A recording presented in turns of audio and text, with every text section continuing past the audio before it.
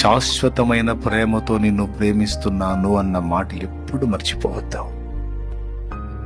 మన పరిస్థితులు, మన బలహీనతలు ఎరిగిన వాడాయన. ఆయన ప్రేమను ఆధారం చేసుకొని పాపం చేయమని నేను చెప్పట్లేదు. నేను అయోగ్యుణ్ణి, అపాత్రుణ్ణి అని నువ్వు అనుకుంటే, అలా అనుకుని ఏం చేద్దాం అనుకుంటున్నావు? మరి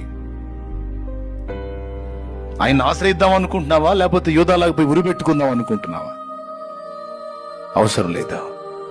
దేవుణ్ణి ఆశ్రయించు, ఆయన వైపు తిరిగి మళ్ళుకో, దేవుని యొద్దకు రా. అప్పుడు ఆయన నీ దగ్గరకు వస్తాడు, నీ పరిస్థితులు మారిపోతాయి.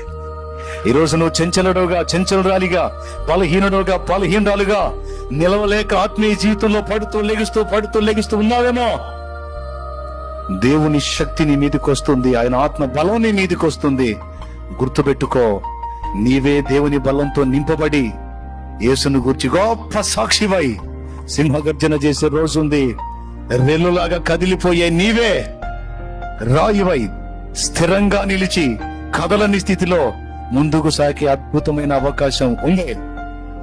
లేదని ఎలా చెప్పగలవు? సాధ్యం కాదని ఎలా చెప్పగలవు? నీకు కాదు, మనం నమ్మిన మన యేసుకు సాధ్యం అవుతుంది.